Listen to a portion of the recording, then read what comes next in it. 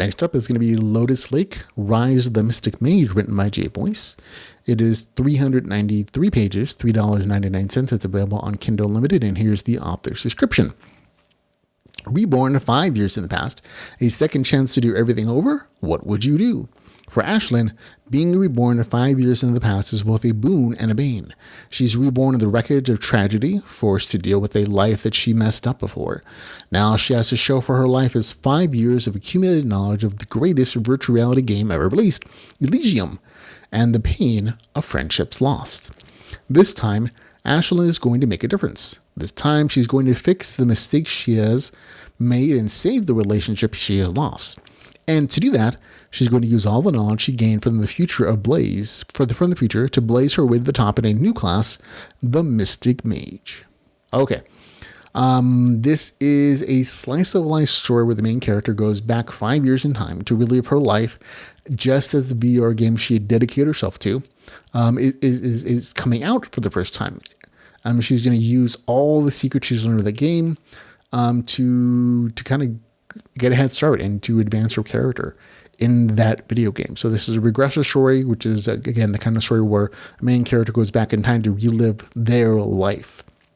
I think in the story itself, it's described as an isekai reincarnation story, and I have issues with that description, because reincarnation definitely to me describes getting a new body, going to a new place, but that's a small thing that just bugged me, and I had to mention it because my brain won't let it go. So I call these are regressor stories, where you're regressing in time and reliving your life. But again, that kind of story has some very interesting qualities to it, in the fact that it makes the main character overpowered because of the knowledge that they have. And that's always an interesting way to tell a story, because you have a main character who can do it starts off super weak usually, but because they have that foreknowledge, they can do some amazing things because they're using skills, they're using their brains instead of just getting like necessarily an OP piece of equipment. And I always enjoy that kind of story where it's a very smart character, and this is not any different. The main character has to avoids the character creation traps in the game that are well known in the future, but when it's initially starting aren't well known. And lots of people have to remake the characters 2 weeks after they started because they messed up and they didn't see the unspoken like rule conflicts or like elemental conflicts necessarily. And so she's using her foreknowledge to kind of access these unknown or lesser known, elemental abilities, in this case, the Mystic Mage. And she goes in secret quest lines, and because she understands the rules so well, she's not necessarily exploiting them, but she's definitely bending the rules or using them to her benefit where she sees them, or things that she may know get patched in the future but aren't patched now. And that's what the story is. It's a slice of life story. It's not super serious. No, she's not trying to save the world. She's not trying to get rich. She's not saving people with her foreknowledge, which I have a little bit of issue with. It is just casual video game playing, and she's using her knowledge of the game to get better at something she devoted her life to in the future. Why? It's not super clear, to be honest. But that doesn't make it not entertaining. It is in its own way. There's still good action. There's still good adventure. There's some player versus player stuff here. Small group battles. A lot of bunny killing. I'm not sure why the author just decided to go on this murder horned bunny, murder spree. I don't know if she has just a thing against rabbits, or maybe maybe they've offended her. Maybe they've eaten her garden. I don't know, but there's a lot of rabbit killing. And you can see that there are some setups in the story for future relationships, bigger quests. But for now, in this first book, it's very much casual gaming, casual adventuring, XP grinding, and just like, a lot of bunny murdering. On the game mechanic side of things are really crunchy. There's lots of game details, lots of numbers, lots of RPG mechanics that are explained. And I like the way this goes through because the main character's foreknowledge of all the game mechanics, she's kind of doing she's explaining some of the secrets and connections to the new players that she chooses to do so. And that's a wonderful way, in my opinion, of kind of expanding on the game mechanics without necessarily being a gigantic info dump, because it's spread out through conversations throughout the entire book. You get a really nice feel for what the game mechanics are, and seeing conflicts and seeing pitfalls with these game mechanics without necessarily having to like have the main character fail to discover them.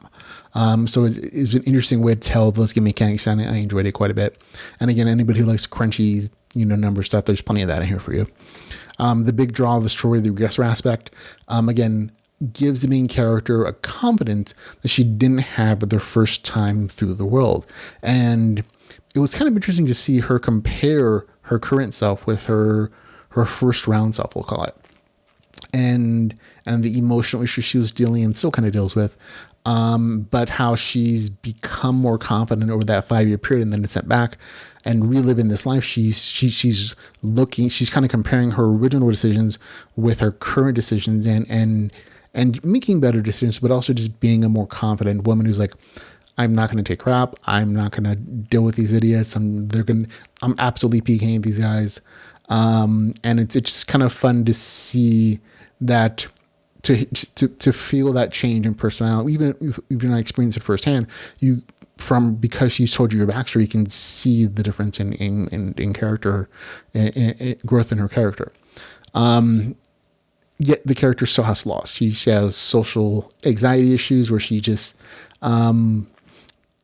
doesn't have a lot of social capital for group stuff necessarily. And I can absolutely appreciate that. So that feels like a real like emotional, not emotional, but like social issue that a lot of readers will probably be able to connect with.